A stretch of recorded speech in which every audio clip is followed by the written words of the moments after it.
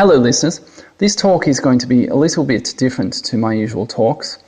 Normally I talk about serious issues to do with politics, social issues and economics. But this is going to be a little bit personal. It's going to be about my favourite movies. Before I get into talking about each of the movies, I will put a few caveats on this. Firstly, in order to avoid making this into an extremely long talk, I've limited it to only 10 movies. There are dozens, if not hundreds of movies that I think are really excellent movies. But this is not about the best movies that have ever been made, in my opinion. It's about movies that I could watch over and over again, quite frequently, several times a year in fact, if I really wanted to.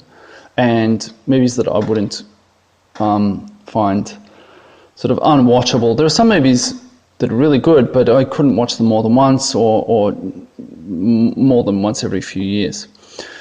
But these have to be movies that are watchable on a frequent basis for me. I have omitted James Bond movies. The classic Sean Connery and Roger Moore James Bond movies are some of my favourite movies. They could completely dominate this list if I let them, so I may end up making another talk about James Bond movies at some point, but this list does not have any James Bond movies on it. Many of these movies are from my childhood, movies that I watched frequently when I was a child or teenager, and there's a certain amount of childhood nostalgia involved. Though that said, the period in which I grew up, mostly the 80s and the 90s, I think that period, the 1980s, was probably the best decade for movies, actually. There were an incredible number of truly iconic movies that were made in that decade. I think the 70s was a good decade too, though many of those movies are too intense for me to watch too frequently. I don't really tend to like too many movies before the 1970s because I find the acting to be a little bit wooden or contrived or something. Maybe people actually spoke like that and behaved like that, but I find movies from the 1960s and before to be too wooden or something. Likewise, at the other end of the scale, movies from the past 1 or 2 decades, there have been many that are really good, but there's something about them that I just don't think is up to the same standard as the 1980s in terms of movies. So, let me get on to the movies. The first one, and I should say that I'm going to do them from the earliest movie to the most recent movie, in that order. So the first one is from 1964. It's A Shot in the Dark. This was one of the Pink Panther movies, and it was written and directed by Blake Edwards. It stars Peter Sellers as Chief Inspector Clouseau, and opposite him is Herbert Lom. His arch nemesis is Chief Inspector Dreyfus. The movie is a comedy, and the plot is that Chief Inspector Clouseau has to travel out to a manor house outside of Paris. He's in the French police. And he has to interview the staff of that house and solve the murder mystery. And one of the staff becomes the main suspect. Now, the movie itself is a comedy, and it's very absurd. The thing about Peter Sellers is he is regarded as one of the best, if not the best, comic actors of all time.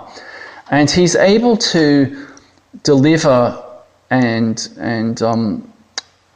act in a perfect timing. His comedy timing is really perfect, and he's able to deliver lines in the most absurd contexts, both in terms of what people are saying, what he's saying, what other people are saying, but also the actual scene itself, or the action, what's going on in the scene. He's able to deliver these lines in scenes that are completely absurd, but really take you along with them. It's really fantastic the way he does it. It's sort of hard to describe comedy, obviously, but he is phenomenal in this. And one of the things that he does is he just layers one joke or one gag on top of another, and they just build and build and build and build. And just when you think this situation can't become any more absurd, any funnier, it does somehow, and it just keeps going like that. He's really incredible. Opposite him in this movie is Herbert Lom, who plays this sort of other chief inspector, his boss, who's very jealous of him. And this is a theme throughout all of the Pink Panther movies. He has it in for Inspector Clouseau, because Inspector Clouseau is an idiot, but somehow he always manages to solve very difficult cases. So there's one more thing I'd like to say about this movie. They made a remake of this fairly recently, and it was absolutely terrible. It starred Steve Martin, who I thought he was okay in some of the movies in the early 80s, but he has since definitely jumped the shark. And I never liked his stand-up. I've seen some of his stand-up from the 1970s. I thought it was terrible. That movie, that recent remake, was absolutely terrible. And one of the reasons for that was because they removed a character called Kato. They replaced him with some sort of bratty twin nephews, and that just didn't work. The whole movie didn't work. But Kato was an awesome part of the original series. He was Inspector Clouseau's Oriental houseboy. And you can imagine, obviously, why they didn't include that in the recent remake. It's extremely un-PC, though that character loved it. And, he's still alive today, and he reflects fondly upon the movies. Basically, Kato, he sort of ticks all the boxes for stereotypes of Asians. He's sort of goofy, kind of inoffensive, deferential, but also happens to be a martial arts expert. And the reason Chief Inspector Clouseau keeps Kato around is not just because he's the houseboy, but so that he can hone his martial arts skills and awareness. Kato's job is basically to try to ambush him at any opportunity. And of course, you can imagine these ambushes always take place at the least opportune times, and the scenes with these martial arts ambushes always become completely ridiculous. And so he has to ambush him and attack him with, either his bare hands or with various weapons. And there's a scene in this where there's a fight, obviously, and there's a cupboard full of the most ridiculous Oriental weapons, basically. And they have a fight in this movie, and he's great in it. Kato is fantastic. I love Kato. All right, so the next movie is quite different to A Shot in the Dark. It's from 1975. It's Barry Lyndon by Stanley Kubrick, based upon a novel from 1844 by William Makepeace Thackeray. And it stars Ryan O'Neal as Barry Lyndon, the title character. Basically, it follows the rise and fall of Barry Lyndon. It's an interesting movie. It has an intermission. There's actually a bit where it says intermission in the movie. It's narrated and so on. It's very much in a sort of an old style. It's meant to sort of convey the feeling of a novel almost, which it does well. And Barry Lyndon, at the beginning of the movie, he is a scoundrel and general ne'er-do-well in Ireland. And he ends up in the army, two different armies actually, and then eventually he marries a woman whose husband was a noble and he has died, so she's a widower, should I say? A widow, sorry. She's a widow, and he marries her, and then shortly thereafter his decline begins. Now, the backdrop for this movie is the 7 Years' War from 1754 to 1763. Some of you who are astute may realise that that's not 7 years, that's actually 9 years. The reason that the 7 Years' War was 9 years was because it was actually several wars. In some ways, the 7 Years' War was the first truly global war. People think of the First World War from 1914 to 1918 as being the First World War. But actually, the 7 Years' War was fought in Europe, North America, India, I believe the Philippines as well, and then there were a number of naval actions, I believe, off the west coast of Africa and the Caribbean, I think. So the 7 Years' War, that part of it, those 7 years were from the European theatre of war. The North American theatre of war was actually 9 years long, and that's also known as the French and Indian War. And then there was India as well, primarily India. That's when the English kicked the French out of India. Clive of India did that. All right, so the 7 Years' War in North America was basically about who would control North America, the French or the British. And there were various Indian tribes who were allied to either side. And that was sort of a precursor, actually, to the American War of Independence. George Washington fought in the French and Indian War, and a lot of the issues that arose out of that in terms of colonization and paying for the war and so on precipitated the American War of Independence.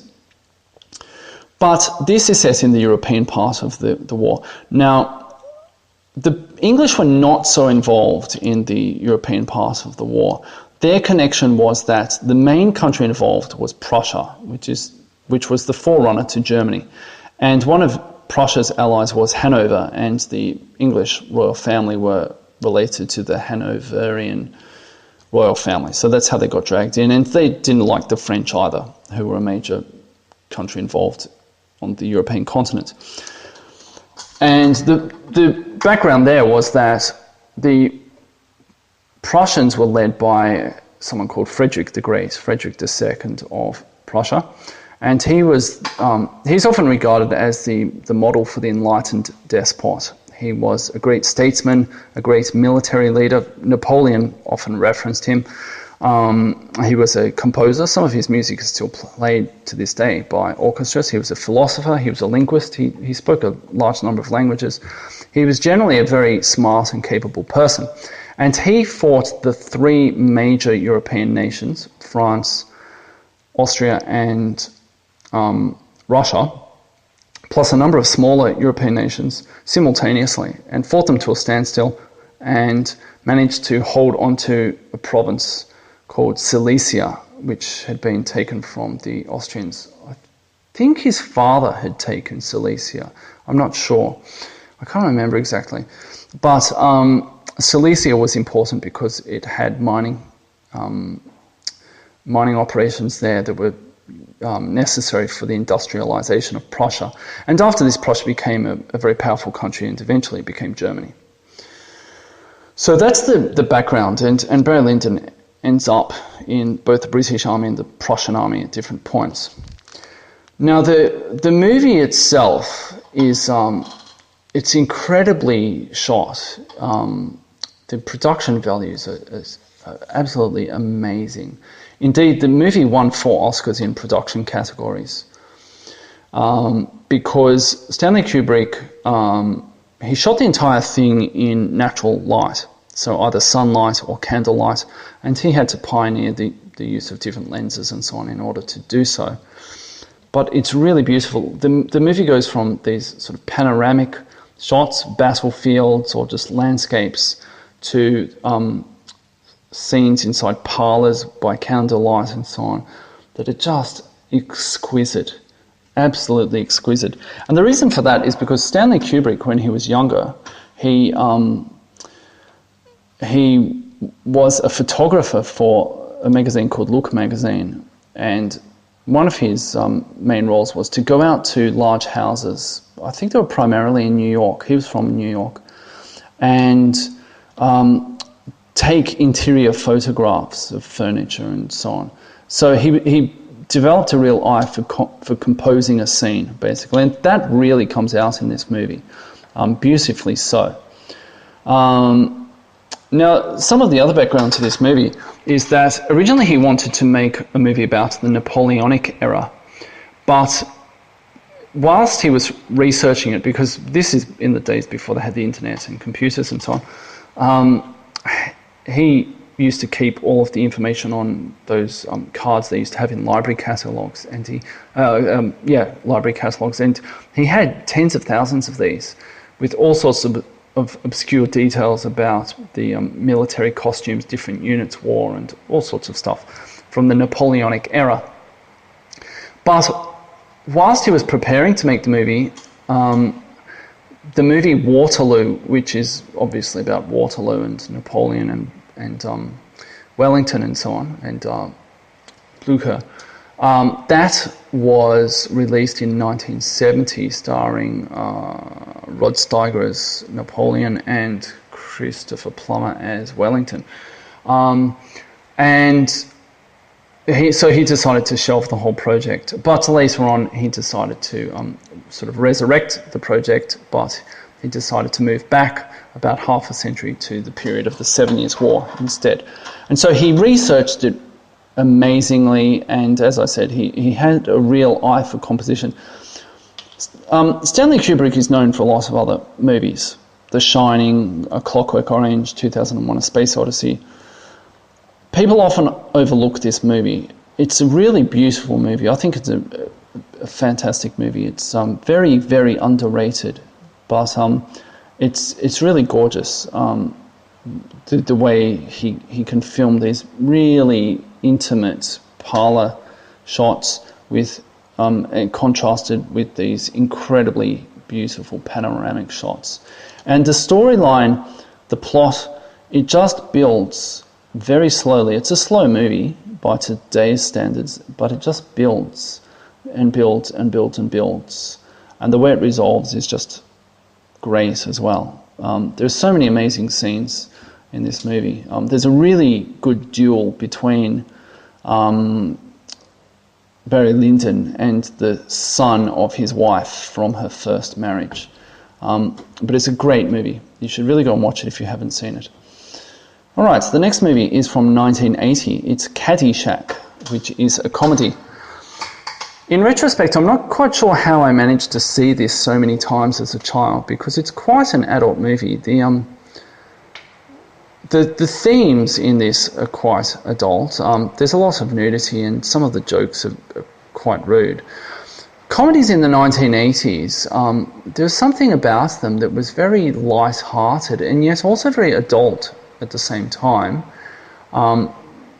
and they did things that don't get done in comedies these days, because no one really wants to offend anyone. So this movie pretty much manages to offend just about every ethnic group there is, and the characters sort of say quite a number of very rude things to one another as well. But somehow I managed to watch this movie a lot of times as a kid, and I really liked it. It's very funny. It was funny to me as a kid, but it's funny to me as an adult as well. It's set at a golf club, a country club, and I could have chosen any number of comedies from the 1980s. There are a lot of really good comedies from the 1980s, and this was really the first in a long list of very good 1980s comedies. But there's something I really like about this movie. The plot is not really very much. I mean, it sort of finishes with a golf competition, but a lot of the scenes are really sort of just there to do something funny. They don't really have very much to do with golf or the main plot. They're just there because they're extremely funny scenes.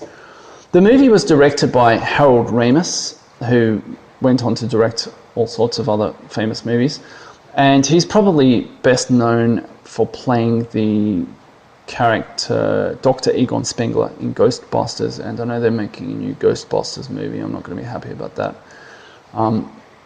Anyway, so it's directed by Harold Ramis, and he really managed to put together a lot of very, very funny scenes. There's hardly any sort of downturn in the comedy in this movie. It moves very well, the whole movie.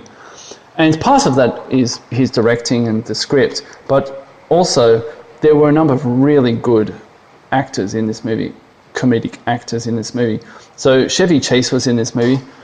People who think of Chevy Chase today might think that he's washed up, he's jumped the shark, and he has, but it's easy to forget that during the 1980s, he was a more or less unstoppable force in comedy. He did this movie, he was in the Vacation series, he was in Fletch and Fletch Lives. He was really at the top of his game in the 1980s, Chevy Chase. In this movie, he plays a professional golfer who sort of a womanizer, a guru, a mentor. He's sort of it's actually an ensemble cast, really. So he's not the star as such, but all of his scenes are quite funny. Then there's Bill Murray. Bill Murray, he plays quite a psychotic groundsman who's obsessed with gophers, and he builds plastic explosives that look like squirrels and does all sorts of other crazy stuff throughout the whole movie. He's quite deranged. He's hilarious in this as well. He's much more over the top than in some of his later movies, where he seems to develop that very sort of dry humour. In this, he's very over the top. There's also Rodney Dangerfield, who plays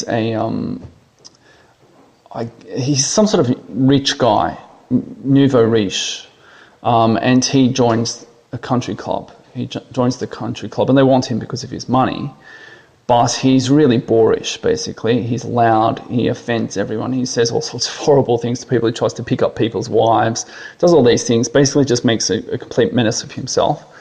He's very funny, and his foil is Ted Knight, who plays a very straight down the line, serious, uptight, waspy judge.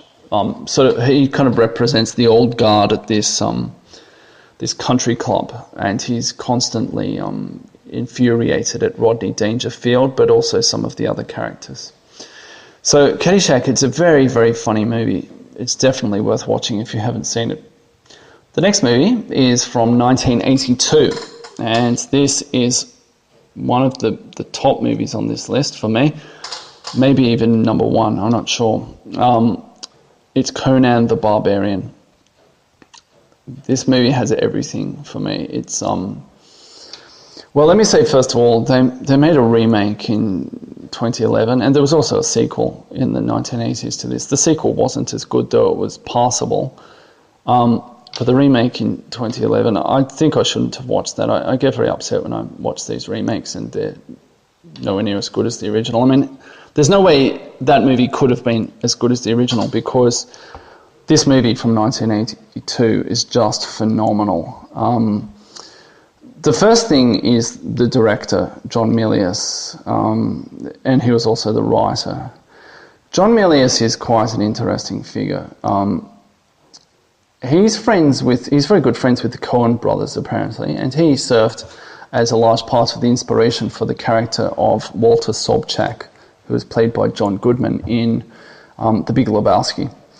And he's known more for being a writer than a director, actually, John Milius. And a producer as well. He wrote the script for two of the Dirty Harry movies, Dirty Harry and Magnum Force, and also the script for Apocalypse Now, for Conan the Barbarian, for Red Dawn, and many other things as well. He was also the creator of the recent, I think it was HBO series, Rome. And there's an enormous amount of lore surrounding John Milius because he's extremely right-wing, unbelievably right-wing, and interested in war. One story about him is that for one of the movies he made during the 1970s, he was paid in antique weapons. He insisted on being paid in antique weapons. I don't know what sort of antique weapons, whether we're talking firearms or, pole arms or something, ancient swords or something, but he insisted on being paid in antique weapons. And if you go to the Internet Movie Database website and look at some of his quotes, they're quite over the top. They're quite hilarious. So I'll just read two for you. The first one. I love the bomb. It's sort of a religious totem to me. Like the plague in the Middle Ages, it's the hand of God coming out indiscriminately to snatch you. And another of his quotes, this one is about Mexican drug traffickers. We need to go down there, kill them all, flatten the place with bulldozers, so when you wake up in the morning, there's nothing there. I do believe if you have a military, you use it. The military is a theme in his movies. He's quite interested in the military. Supposedly there's a quote out there, I've read this quote, I couldn't find it again though, but there's a quote out there by him talking about how he saw himself as being a general and a conqueror, sort of in the mode of the old conquerors. And he tried to enlist in the military, but he had severe asthma, and so he wasn't allowed in. And so he said he sort of fulfilled his desires to be a general by becoming a film director instead. And there are all these crazy stories about him, and he's sort of persecuted within Hollywood for being extremely right-wing, basically. So he was the perfect person for this movie, Conan the Barbarian, because he's so right-wing, and this movie is such an over-the-top, militaristic, right-wing, masculine movie that they needed someone like John Milius to pull this off, and he did pull it off. He was fantastic in this as the director. I'll tell one other story about John Milius. So he went to the University of Southern California to study film, and some of his classmates were quite famous. One of them was George Lucas. And there's a story from the 1970s where George Lucas, Steven Spielberg, and John Milius were at a party, and everyone else was drinking, listening to music, doing whatever. And those three were sitting in a corner talking about movies. And they were talking about their next movies that they were going to make or release. And they all agreed to give each other 1% in their movies. So George Lucas, his movie was Star Wars. Steven Spielberg's movie was Close Encounters of the Third Kind. Now both of those movies did extremely well, and both of those directors went on to become extremely famous. You may wonder what John Milius's movie was. It was The Big Wednesday, which I've seen it. It's not a terrible movie, but it's not very good either. It's about surfing, because John Milius was a surfer in his youth. He surfed up until the age of 50, apparently. And hence that's why there's that surfing scene in Apocalypse Now, when, what's his name? Robert Duvall. It's Robert Duvall. When he comes up on the beach and he says, I love the smell of napalm in the morning. And he's got those two young guys who are famous surfers surfing whilst all these guns are shooting and artillery and stuff. But so it's a movie about surfing and a bit about the Vietnam War as well, but it's not a very good movie. So George Lucas and Steven Spielberg got 1% in The Big Wednesday. So he definitely did better out of that deal than they did. Now, another of his classmates at the University of Southern California was Basil Poledouris. Originally, apparently, Basil Poledouris was studying film as well, but he transferred into film composition. So he composed the movie, the score for this movie, which I'll talk about more in a second. But he composed a number of other very famous scores: RoboCop, The Hunt for Red October, and Starship Troopers, amongst others. But this soundtrack, the Conan the Barbarian soundtrack, is regarded as one of the best scores ever written for a movie. And indeed, I have it on CD and I play it.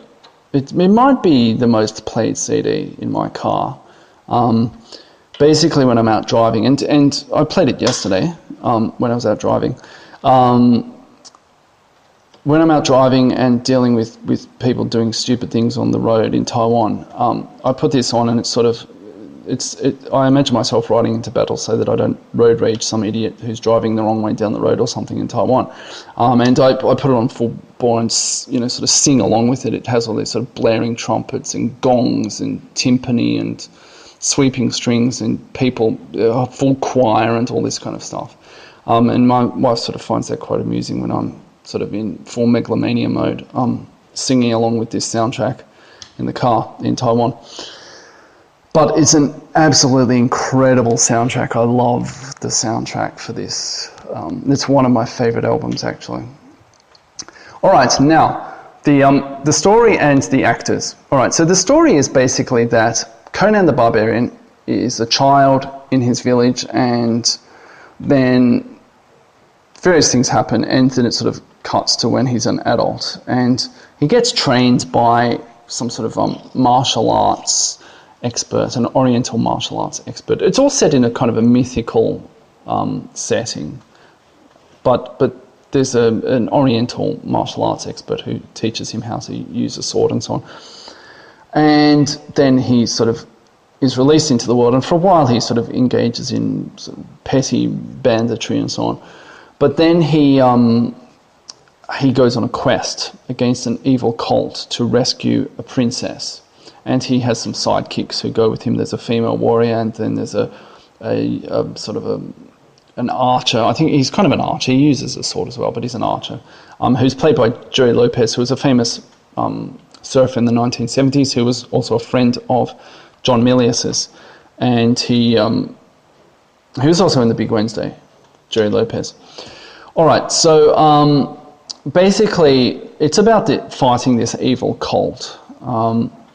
Now, it stars Arnold Schwarzenegger as Conan the Barbarian, and this was not long after Arnold Schwarzenegger ended his career as a professional bodybuilder. Indeed, many of the bad guys in this movie are also his friends, other bodybuilders. The three sort of main sidekicks of or henchmen of the leader of the cult, who is called Thulsa Doom and is played by James Earl Jones.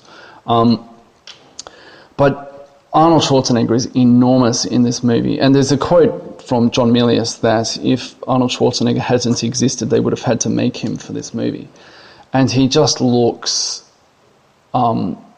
imposing. He's imposing in this movie. And the fight scenes, when he fights, both indoors and outdoors, along with this classical score that's over the top, he's just fearsome in this movie. He's fantastic. And it's a fairly serious movie, so he does have a few one-liners, but it's not quite in the vein of his later 80s movies where he delivered all those cheesy one-liners, like, I remember when I told you I'd kill you last, I lied, those kinds of lines, or what's that other one, stick around, or what's that other one? Anyway, there are lots from his other 80s movies, lots of really cheesy ones. Let Off Some Steam, that's the one I'm thinking of. So this is a little bit more subdued. It's a more serious movie, though the action doesn't overwhelm the movie. One of the things that I dislike about a lot of modern action movies is they make up for sort of bad acting or bad casting, bad script writing and so on by just having a lot of explosions or those kinds of things. In this, the action is really good, but it doesn't completely overwhelm the story itself and the movie. So Arnold Schwarzenegger's great. James Earl Jones, who plays the cult leader, and has that really deep voice. He's great in this as well. I think to some extent it's a commentary on the sort of new agey stuff of the 70s, this movie. And then it has Max von Sydow. He only has a very small role as the king whose daughter has been kidnapped. But this is a fantastic movie. And the last thing I'll say about it is that, there's so much stuff I could say. There's a scene where he gets seduced by a witch, and then he picks her up and throws her, completely throws her into a fireplace, and she explodes. It's fantastic. It's great. and guys with these enormous hammers and axes and things, implausible weapons, right? It's absolutely fantastic. Horse riding, the whole bit. But anyway, the last thing I'll say about this is there's a commentary that was released, 10 or 15 years ago, and it has John Milius and Arnold Schwarzenegger talking, and they're a bit drunk, and they're just talking crap. It's hilarious. It's they're very non-PC, and it's just two guys talking basically. Over the top, they're sort of narrating the movie as you watch it. That's really funny to watch that. All right, the next movie is from 1985, National Lampoon's European Vacation. Many people would say the first movie in this series, I think there were 4, there may have been 5, I've only seen 4. There was National Lampoon's Vacation, which was about the Griswold family travelling across America. This was the second one where they travelled to Europe. There was the third one, which I think was the Christmas Vacation, and then the fourth one was Las Vegas Vacation. There may have been others, I'm not sure. The fourth one was pretty bad. The third one was bad-ish. The first 2 were really good. I think many people would say the first one was definitely the best. I really liked the first one as well, but there's something about the second one I like more, even though they're both very good. This one was directed by Amy Heckerling, who is also famous for directing Fast Times at Ridgemont High, which is another iconic movie from the 80s, and also Clueless, which I think might have been from the early 90s. I can't remember. I think it was 91 off the top of my head, but I could be wrong on that. Anyway, it was written by John Hughes. John Hughes hasn't really done anything notable recently, but there was a time in the 80s when he was gold, John Hughes. Any movie, particularly any movie that was around themes of adolescence or childhood, he was probably the writer for any of those movies. Certainly many movies that were extremely big movies in the 1980s. He was the writer for those. So, for instance, The Breakfast Club, Ferris Bueller's Day Off, and Home Alone. And then he really fell off the map after Home Alone, which I think was in the early 90s. I could be wrong on that as well. I can't remember exactly. But nevertheless, he was the writer for this. And there was a time when he really could do no wrong, John Hughes. The story is basically about the all-American family, and they go to Europe for a vacation. The head of the family is played by Chevy Chase, and he's sort of he's the all-American dad. He's kind of a lovable fool, basically, and he bumbles his way through the entire movie, but somehow manages to save the day at the end. And Chevy Chase is fantastic in this. I love this. He's sort of this he plays that role of sort of a slightly naive, clueless American incredibly well. Everyone gets stereotyped in this movie. So the Americans are portrayed as being very naive and sort of friendly and gregarious and not as jaded as Europeans, actually. So the other Europeans are all stereotypes. In the basic premise of the movie is that at the start, the Griswold family is on a television show, and there's a great cameo by John Aston, who played Gomez Addams in the television series The Addams Family. And he plays a similar kind of character. He's completely over the top, and he's really sleazy. At one point, he tries to, well, I think he does make out with the daughter of the family, and Clark Griswold is kind of looking at him with this strange look on his face. He's this kind of really dodgy game show host, basically. He's great in the role. So implausibly, they managed to defeat a family who all have multiple PhDs and know everything, basically. But somehow they managed to defeat them, and they win a trip to Europe. And they travel to England, France, Germany, and Italy, and basically managed to offend everyone along the way, and stereotype everyone along the way as well.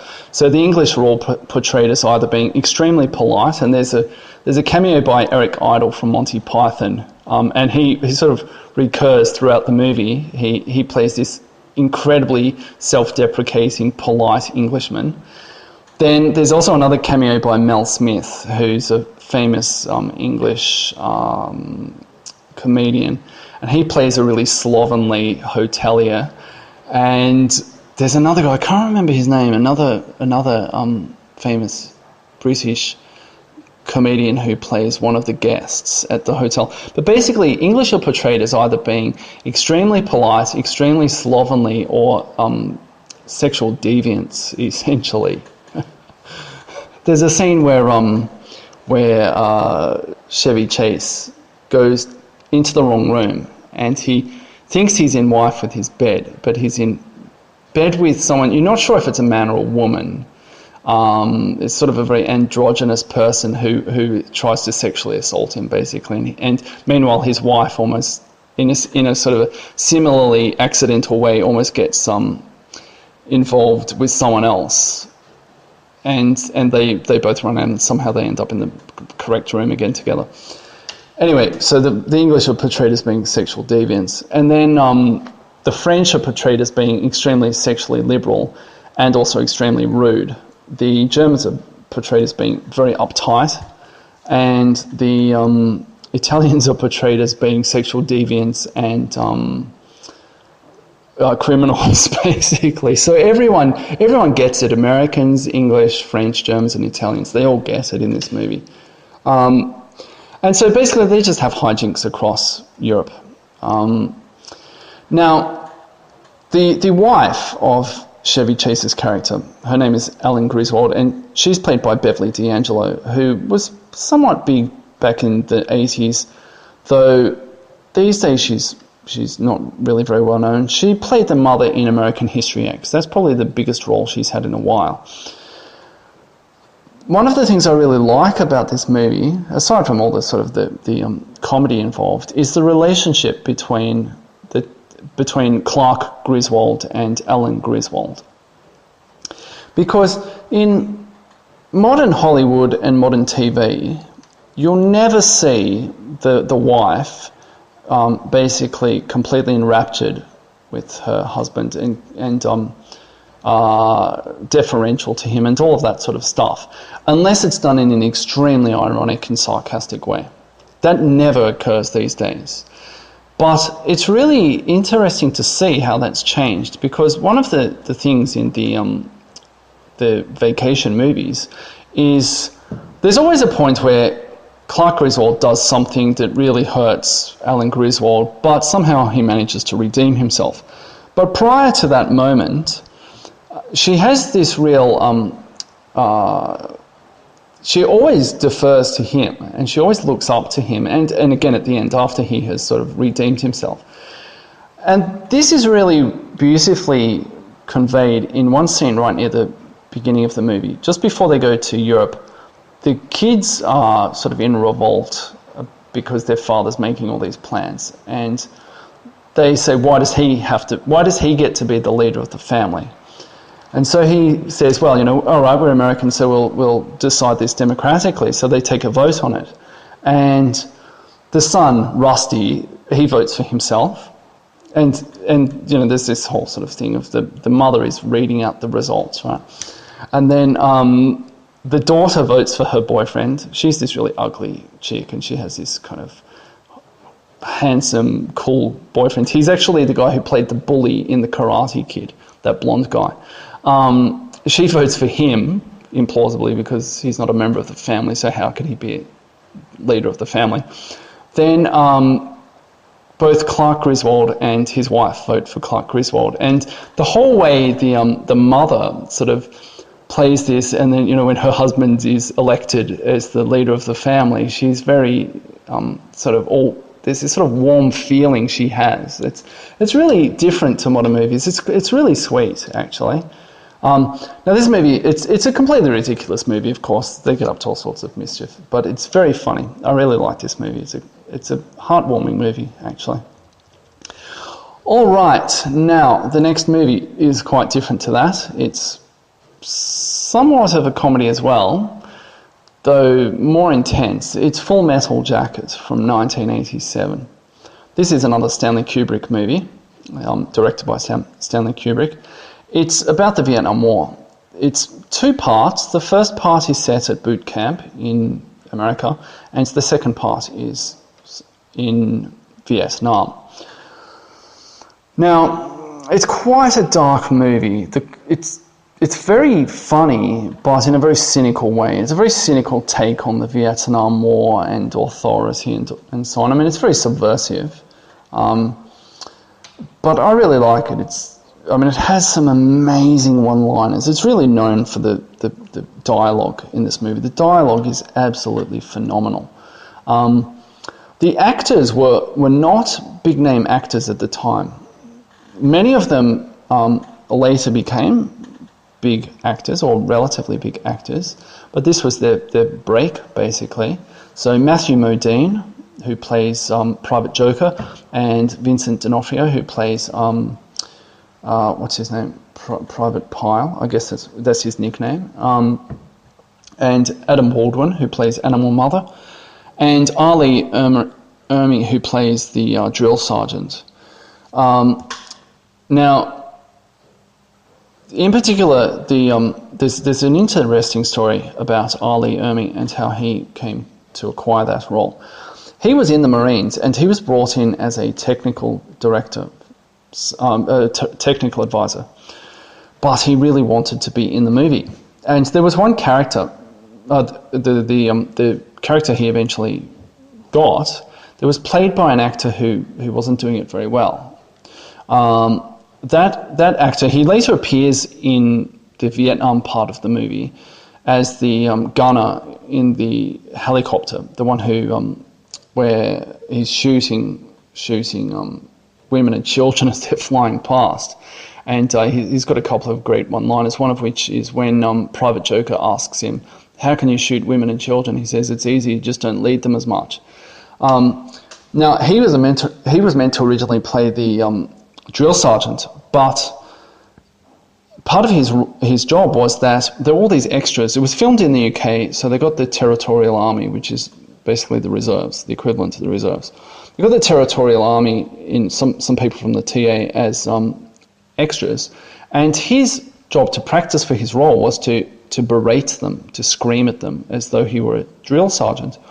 But he couldn't do this for very long without his throat getting really sore, at which point he would go out for a break. So at one point when he did this, Ali Ermey jumped up and he took over, and the cameras were still rolling.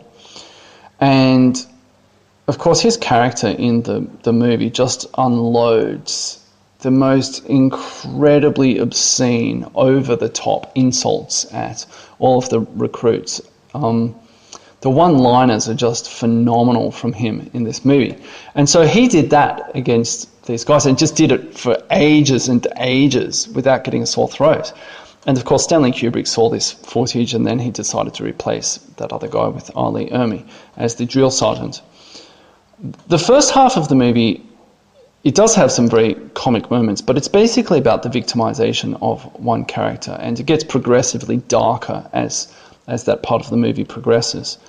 The second part has a very different feel. It's still very dark and cynical, and there are a lot of scenes where Private Joker is basically rubbing everyone above him the wrong way with his cynicism towards the war, because he becomes a photographer. He's also a soldier, but he becomes a photographer for the army, and he's always sort of cracking jokes or subverting authority and so on. So it's still dark, but it's not nearly as dark as the first part of the movie. But it's phenomenal. I mean, again, each of the scenes, there's something else. They really are. There's one of my favourite scenes is the scene where there are a whole bunch of bodies. They found a whole bunch of bodies. There's a mass grave, and there are all these people lined up, looking at them, taking photographs and so on. And they've put something on them, I think lime or something on top of them. And Private Joker and one of the other guys, they're standing there And then, I think it's a colonel, he comes along and sees them, and he comes over and starts asking Private Joker about why he's wearing a peace button and why he also has written "Born to Kill" across the front of his helmet. And there's this dialogue that takes place where the colonel can't figure out what the hell he's talking about, and then sort of reverts to, you know, whose side are you on, kind of thing, right? It's a very cynical scene, but it's very funny as well. But there's one other scene. If you've seen this, you'll remember this scene. Maybe you won't. If you go and watch it again, or if you watch it for the first time, take note of this scene. There's a scene where all of the photographers are in it's an office or something, and they're with their officer, who's a very sort of uptight, straight guy. He doesn't have any time for Private Jokers fooling around. But he's telling them about how a famous singer is coming over to do a show for the troops. And then he starts giving them instructions about how they're to shoot this, how they're to photograph this singer. It's quite a funny scene because he's this very straight guy, but the thing he's talking about is quite ridiculous as well. Anyway, that's Full Metal Jacket. I really like that movie. It is very subversive. It's very cynical as well. It's dare I say, it's very left-wing in some ways. But it's also, it's about camaraderie and so on, and guys joking around as well. All right, the next movie is from 1991, The Silence of the Lambs. This movie, it's completely different to any others on this list, any other movie on this list. There were follow-up movies to this movie, Red Dragon, Hannibal, and Hannibal Rising. Red Dragon from 2002, I thought that was a pretty good movie as well. It couldn't live up to The Silence of the Lambs, but it did well considering. And that was sort of a prequel to The Silence of the Lambs. The other two movies were pretty terrible. They had some potential. Well, the third one, Hannibal, had some potential. Hannibal Rising was just awful in every way. But Hannibal had all sorts of problems.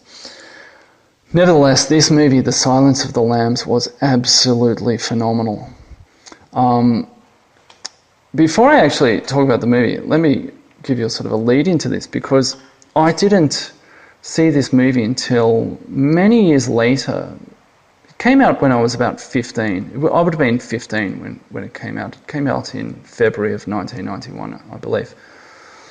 And I didn't see this until I was probably in my mid-20s, maybe even my late 20s.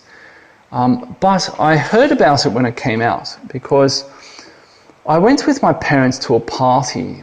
One of my mother's colleagues, my mother would have been 40, yeah, she would have been 40 at the time. One of her colleagues was younger, she would have been in her mid to late 20s, and she was having a party. So we went to that party. I don't know why I was involved in, or why I was able to observe this conversation, but that woman's boyfriend was telling my father and a couple of other people, my mother, I think she was there as well, about The Silence of the Lambs. He had just gone to see The Silence of the Lambs, and he said, "Have you guys seen The Silence of the Lambs?" And they said no. And he started waxing poetic about this movie. But the part that really stuck with me about it, when he was telling this story, was that, so he was a guy in his, say, mid to late 20s. He said he went to the cinema to see this, and there were a whole bunch of schoolgirls in there. I don't know what the rating of this movie was. Maybe you had to be 18 to go and see it. There could have been some schoolgirls who were 18, obviously. He was sitting behind a group of schoolgirls, and the movie is very psychological.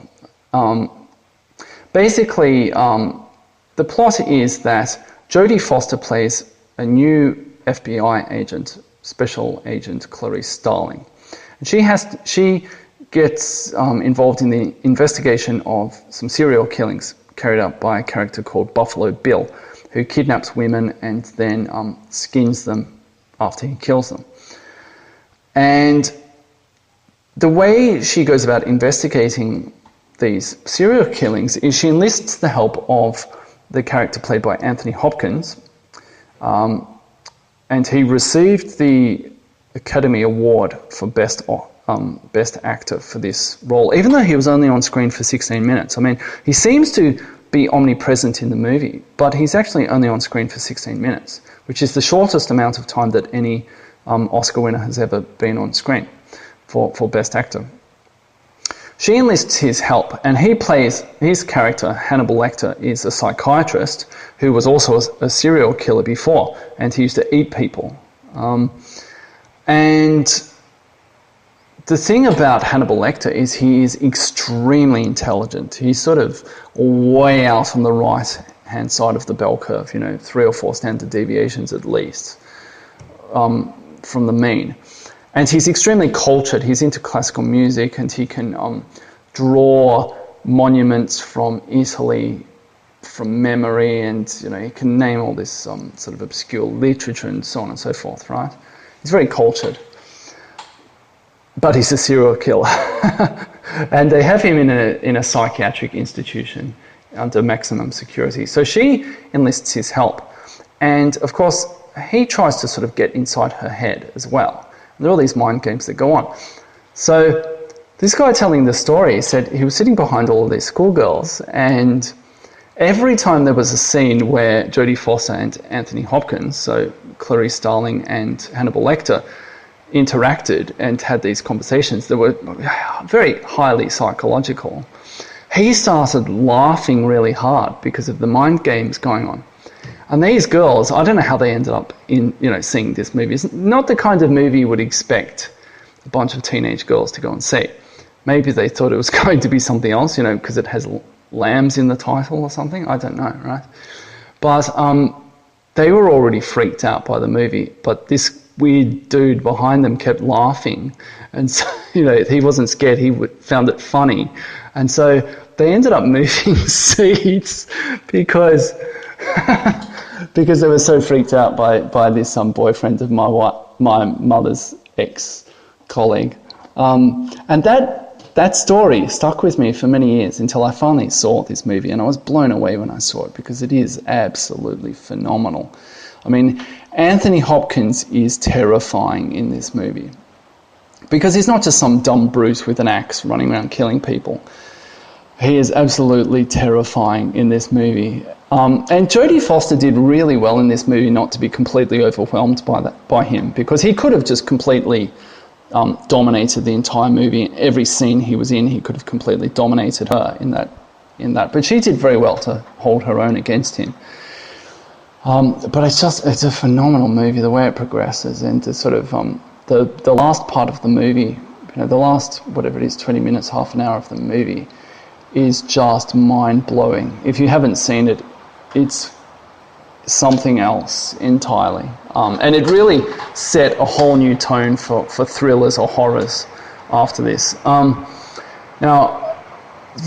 I often used to wax poetic about this movie to my wife. So she saw it one day, and she was fairly young. I think she was only in her early 20s at the time, and she was blown away. She loved it. She thought it was fantastic. Some of the dialogue is actually funny. It's quite dry, but it's very funny as well, in a really morbid way. She thought it was fantastic. So she went and told a whole lot of her friends, who were these sort of early 20s, giggly, silly Taiwanese girls. Some of them thought it was good. Others were a little bit freaked out by it. All right, so The Silence of the Lambs. The next movie is also from that year, only a few months later, I think from June or July of 1991, and it's Point Break. Now you might find it absurd that Point Break is one of my favourite movies, and yes, I haven't included any number of classic movies on this list. But for me, Point Break is pretty much the best action movie. It delivers on all counts.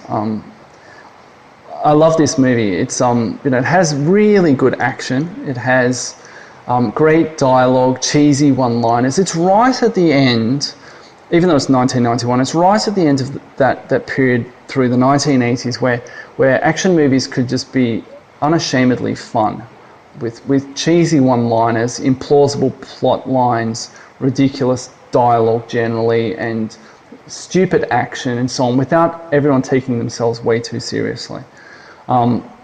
It's a really fun movie. Now, I am aware that there's a remake that's about to be released or has been released. I'm not even sure if I'm going to pirate this movie because it's just such sacrilege compared to this movie. I really, really hate it when they do these remakes. Indeed, they've done a sort of a spin-off of the Vacation series with a grown-up Rusty, I believe, the son in the Vacation series. I'm not going to watch that either because I think that would be absolutely terrible. I'm really sick of them taking these classic movies and just butchering them. It drives me crazy. And there's no way in hell that any remake of Point Break could come close to the original. It was directed by Catherine Bigelow, who later went on to receive an Oscar for directing The Hurt Locker, and she also directed Zero Dark 30. Now, the plot is completely absurd. Basically, there is a gang of bank-robbing surfers. They travel around the world surfing, and they spend part of the year in California. And so to fund their travelling and their general sort of adrenaline junkie lifestyle, because they're into skydiving and all sorts of other stuff as well, partying a lot. To fund this, they rob banks over a number of months in California, and then they disappear, and then they come back and do it again each year. And they wear masks of the ex-presidents. There's Reagan, Nixon, there's LBJ, and is it JFK? I'm not sure. I can't remember who the fourth one is. But basically, they go into banks in suits. They're surfers in suits, wearing masks of Ronald Reagan or Richard Nixon and so on, LBJ. It's completely ridiculous. And then they surf and they skydive and so on and so forth. Now, Patrick Swayze, who died a few years ago, he plays the leader of this gang of surfing bank robbers or bank robbing surfers, a character called Bodhi, which is short for Bodhisattva, because he's this kind of spiritual guy. He's not just in it for the thrill, although he is in it for the thrill, he's in it for the spiritual element as well, right? Completely ridiculous, but he surfs because it's a spiritual thing. So his nickname is Bodhisattva, right? Bodhi. You never actually know what his real name is. Now, he just has some phenomenal one-liners in this movie. They're absolutely great, really fantastic one-liners. And his action, he's really good at action as well. Patrick Swayze was a huge figure around this time, late 80s, early 90s. He did Ghost and Dirty Dancing, Roadhouse. It was also, interestingly, he was in a television series called North and South, which isn't too bad, actually. I remember seeing it as a kid, and then I went back and watched it on YouTube. You can find it on YouTube, North and South. I think it's from 1985, 1986, something like that. It's about the Civil War in the US, and he plays a Southern officer, and he's friends with a Northern officer. The thing about this series that's really great is there's a character played by Kirstie Alley. I believe she is the Northern officer's sister, and she's a kind of proto-SJW who just gets progressively crazier. She's awesome in that series because she's just so insane. She's an anti-slavery. She's an abolitionist, and she's just generally crazy. She gets crazier and crazier. So anyway, he was in that series. It's an interesting series to watch about the Civil War. Sort of a fictionalized account of the Civil War. But he was a huge actor at the time, and he's great in this movie. He manages to sort of deliver the dialogue really well, really convincingly, and do all of the action and so on as well. Apparently he was really into the stunts, so when they did the skydiving scenes, he kept wanting to do retakes, and Keanu Reeves was freaking out.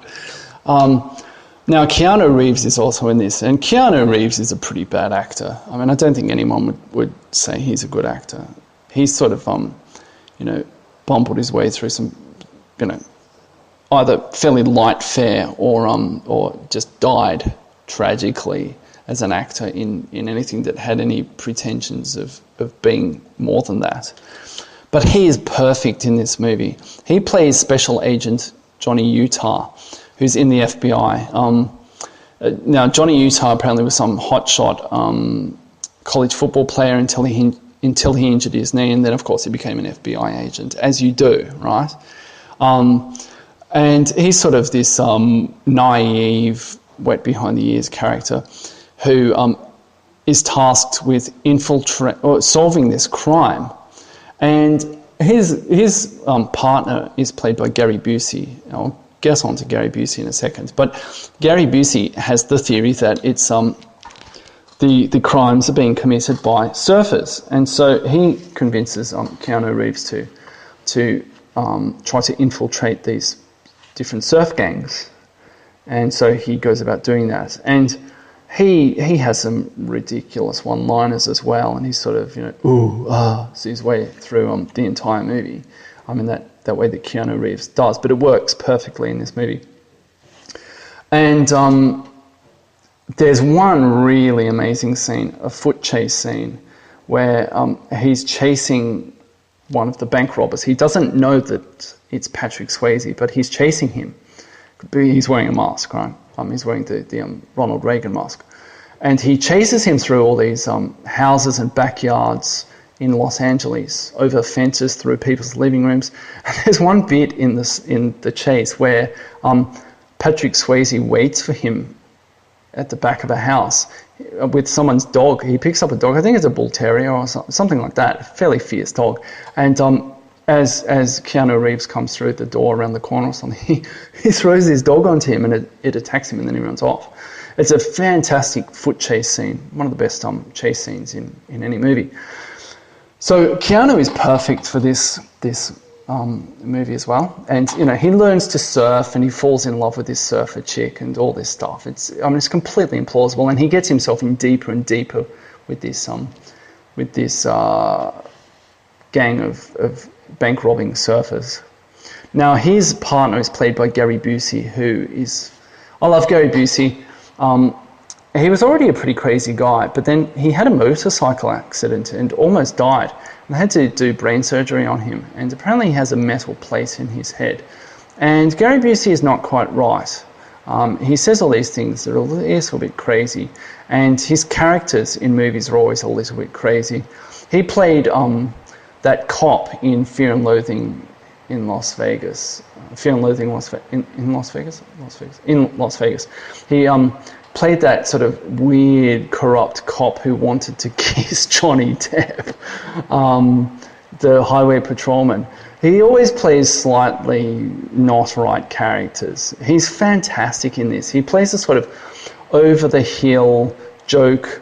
Like everyone at the FBI thinks he's a joke, basically, because he's fat, and there's a scene where they're doing some training where they have to fetch bricks from the bottom of a swimming pool or something, and he's always arguing with their boss and so on.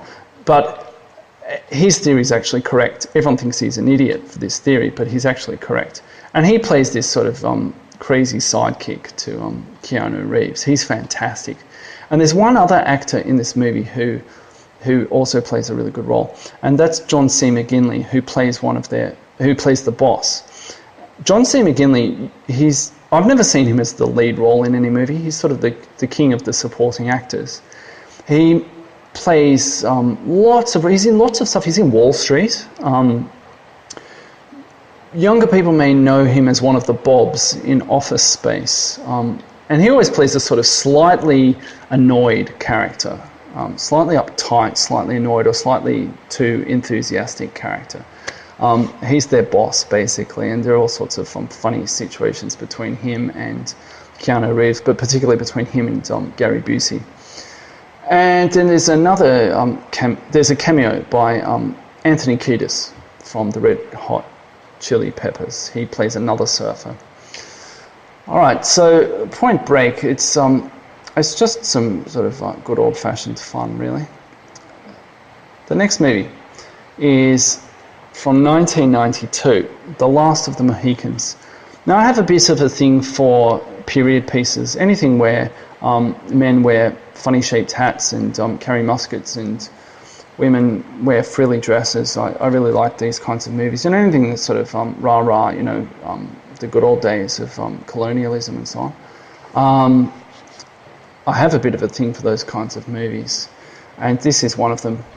It's based upon a novel from 1826 by James Fenimore Cooper, and it's directed by Michael Mann, who is most famous for directing Heat, which is a pretty famous sort of action thriller kind of crime movie starring Robert De Niro and Al Pacino and some other people. Who does it have? What's that guy's name? Val Kilmer and some others whose names don't come to me right now. But anyway, it has Ashley Judd as well.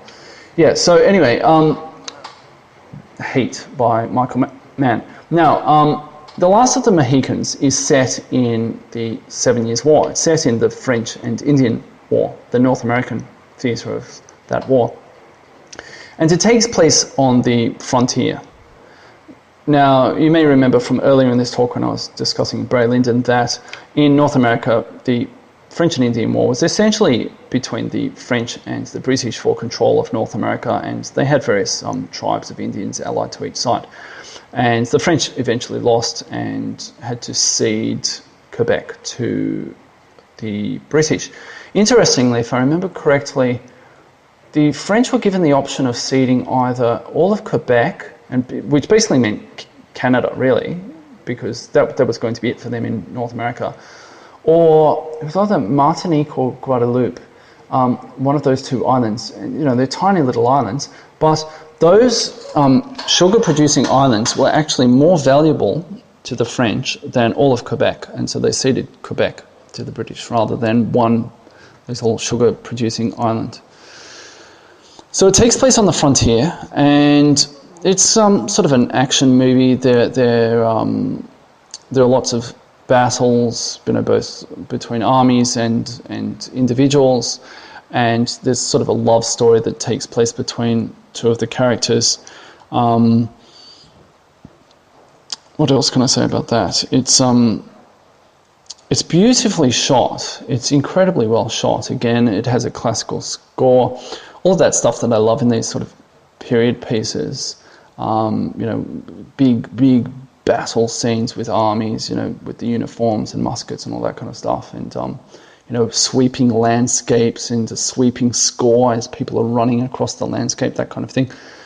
It ticks all the right boxes with that, but then it sort of proverbially goes up to 11 because it has Daniel Day-Lewis in it, and Daniel Day-Lewis is just an absolutely phenomenal actor. I think he's won the Best Actor 3 or maybe it's 4 times. And he hasn't been in that many movies, but all of his movies are pretty phenomenal, at least the ones that I've seen. I haven't seen My Left Foot, but I've seen Lincoln, Gangs of New York. What else has he done? The Unbearable Lightness of Being, In the Name of the Father. Oh, There Will Be Blood, of course. He's absolutely phenomenal. Daniel Day-Lewis is someone who completely throws himself into a role, and he is just larger than life in all of his roles. This is, in some ways, perhaps one of his most subdued roles, actually. He's not really full-on like in, say, There Will Be Blood or Gangs of New York. But he's still phenomenal in this. And opposite him there's Madeline Stowe, who is sort of his love interest. She's not really very well known, but she was in 12 Monkeys with Brad Pitt and Bruce Willis. But so Daniel Day-Lewis just sort of takes it up a notch, takes it up to 11, and you know he's phenomenal in this, as he always is. And then there's another guy in this who's pretty good also, called Wes Studi. He is a Native American, and he's he's sort of the go-to guy when you need a Native American guy in your movie. You get Wes Studi, basically, and he plays a sort of a bad guy in this movie, but he's fantastic. There's some great fight scenes with him. And speaking of fight scenes, there is one scene in this. There's a battle scene where a group of several hundred English soldiers get ambushed by natives who are on the side of the French. And they're walking sort of between two stands of trees through an open patch, and the Indians come out from the trees around them. And it's a phenomenal fight scene. It's one of the best battle scenes, I think, in any movie. It's absolutely phenomenal, this scene where they rush in, they butcher the hell out of these English soldiers, and the main characters are only just escape from the battle as it's still unfolding. So anyway, that's the last of the Mohicans. I love period pieces. I love when they have those sweeping classical scores and, you know, big shots of mountains and forests and battle scenes, guys in uniforms, all of that. It's fantastic. Love all of that stuff. Which leads me into the next movie. The final movie on my list is another period piece. This one is from 2003, and it's Master and Commander, The Far Side of the World. And again, this ticks all the right boxes. It has a great soundtrack. It has guys in funny uniforms fighting. It's very rah-rah, all of that sort of stuff. This one is basically set during the Napoleonic era, and it's about a ship, an English ship, and the men on that ship. There are very few women in this movie, actually. Only some natives at the start. It's basically about men on a ship.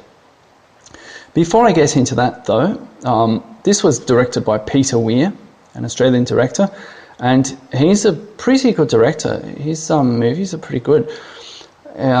He is probably most famous for directing Dead Poets Society, but he's also directed The Truman Show, which was from 1998.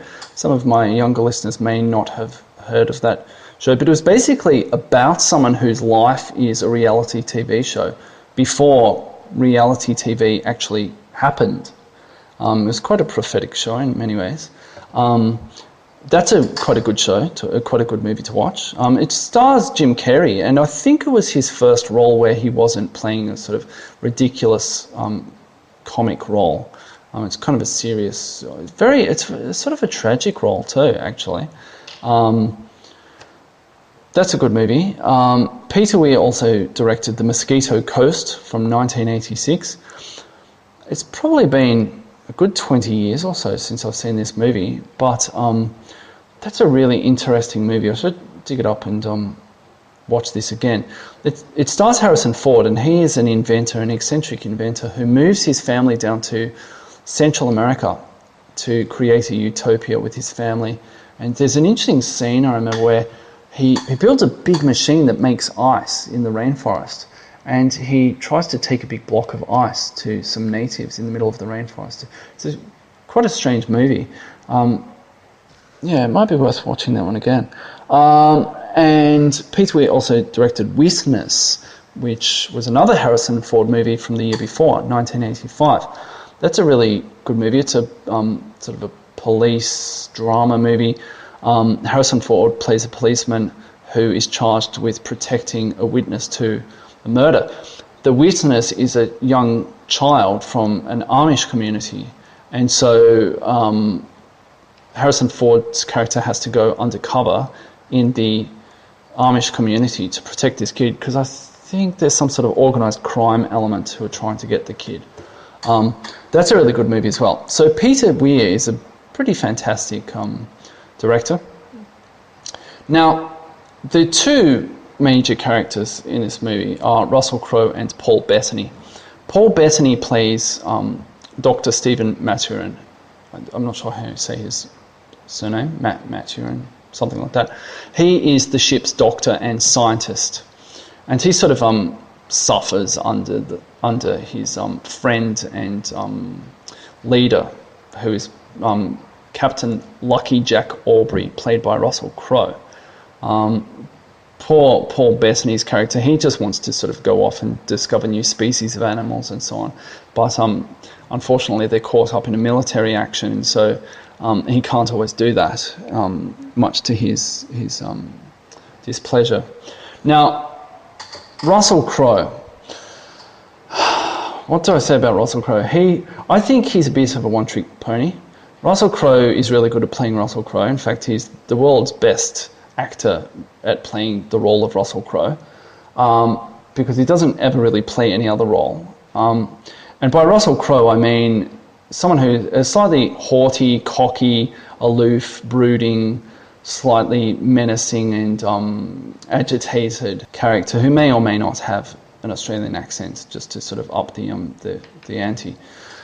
Now, Russell Crowe is famous for Gladiator. That was a role that was perfect for Russell Crowe, because it was very rah-rah, and it was very, it allowed him to sort of be very cocky and, agitated and so on, and lead men and, all that. So, it was a very masculine movie. So that was a perfect role for Russell Crowe, and he has been good in some other things. I think he's very much at the mercy of the script and probably the director and the cast, because he has been very good in some other things, such as LA Confidential. He was quite good in that. That had, who did that have? What's his name? Was that Kevin Spacey? Yeah, Kevin Spacey and Kim Basinger and what's that other Australian actor's name? Guy Pearce. That was a really good movie. And Russell Crowe was only a minor character in that. But he's been in some other things that I thought were a bit, I don't know, I didn't like them. I didn't think they worked as movies, and he wasn't good in them. Robin Hood and also Noah, those spring to mind immediately. I think he was in the 3:10 to Yuma. I don't know, I didn't like that movie. And I think he was just sort of Russell Crowe-ing his way through it, but it just didn't work. And A Beautiful Mind, I didn't like A Beautiful Mind actually. I don't know how he got that role either. But anyway, Russell Crowe, he's very good when a movie calls for Russell Crowe, which this movie does or did. And he plays this sort of cocky leader of men, Lucky Jack Aubrey. And he's sort of inspirational to them and very rah-rah and so on and so forth, and he sort of tells all these anecdotes that are very rah-rah, and he's a bit prickly and agitated when anyone sort of dares to suggest that they shouldn't all be running off killing people and so on, rather than, I don't know, finding tortoises or something. The thing I really like about this movie is that it's basically a very masculine movie, but it's very warm as well. There's something very touching about it. It's about all these relationships between men and boys, not in a homosexual way, but it's very touching. The two main characters, Jack Aubrey and Stephen Maturin, they're very close friends, and so they get grumpy with one another, and Captain Jack Aubrey makes fun of Dr. Stephen Maturin. So they can do that because they're very close, and you can see how close they are because there are a number of scenes, including the final scene, which is a great scene. I love the final scene of this movie. You can see that they're really close. They're really good friends. It's a really nice, warm relationship, actually, even when they're getting grumpy with one another. But there are a number of other relationships, such as the relationship between Russell Crowe and various other officers under his command, and also with the boys. There are a number of boys who will presumably eventually become officers. They're training on the ship, and there are a number of scenes where he sort of tells them stories. There's a scene where he tells a story about meeting Lord Nelson, and there's a scene where he's teaching them about navigation and so on. It's really good to see that sort of the way he interacts with those kids in this movie. And then the way the boys interact, many of them bully one of the other boys, and that's really sad. But there's one boy who's kind of nice to that other boy. Now, the boy who's nice he actually he loses his arm at one point in a battle, and he's really dejected. And then the doctor takes him under his wing to train him as a scientist. They go out. There's one scene where they actually get a chance to go out and collect samples on an island, and he takes him under his wing to help him do that. And it's really nice, actually, that relationship. So it's full of all these. It's a very masculine movie in that it's full of battle, and it's really sort of rah-rah, and there's a lot of cockiness and so on. But there's all this sort of really sweet male bonding as well, in a sort of a non-homosexual way, right? I really like this movie. It's a fantastic movie, actually. I usually end up watching this at least once a year. I like it so much, yeah. All right, so that's the end of my list. Let me know what you think. I'm sure you'll think, what the hell are you talking about with these movies? Where's, I don't know, Star Wars, or where's The Godfather or something, right? Well, as I said at the start, these are just movies that I could watch again and again and again. So let me know what you think, though.